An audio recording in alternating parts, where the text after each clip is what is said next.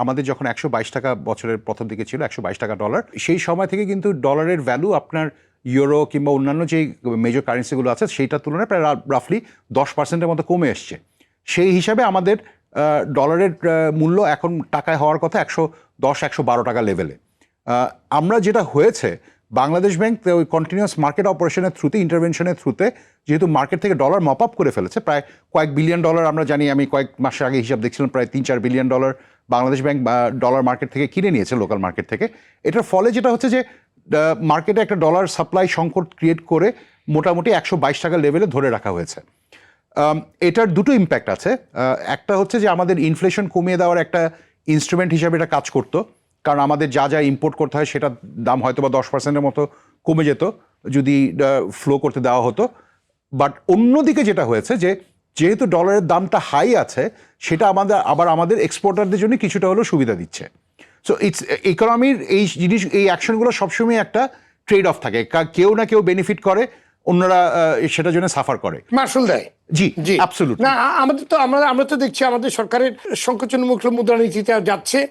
এটার তো দুই রকমের এফেক্ট আছে।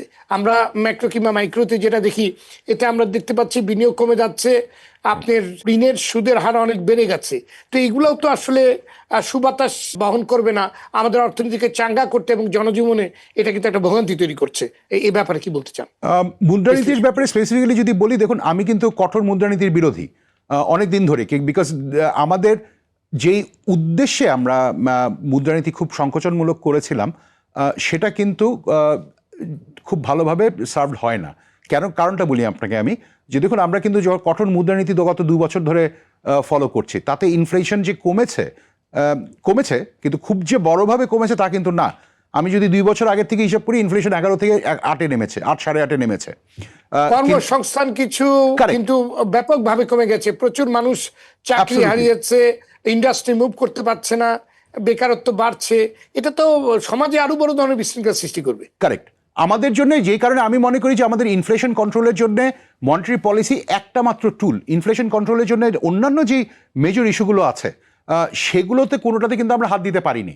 যেমন আমি একটা সিম্পল একটা উদাহরণ দিই। দেখুন, আমাদের দেশে ইনফ্লেশনের একটা বড় ড্রাইভার হচ্ছে সাপ্লাই ইনএফিসিয়েন্সি, যে আমার সাপ্লাই কস্ট কিভাবে কমানো যায়, সাপ্লাই ভলিউম কিভাবে বাড়ানো যায়।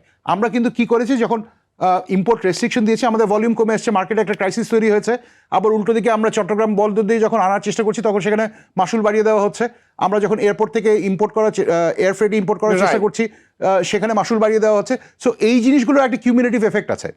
বরঞ্চ আমি বলবো যে মুদ্রানীতি ছাড়া যে বাকি যেই স্ট্র্যাটেজিগুলো আমরা ফলো করতে পারতাম, সেগুলোর থেকে কিন্তু মনোযোগ আসলে প্রথম থেকেই সরে গেছে।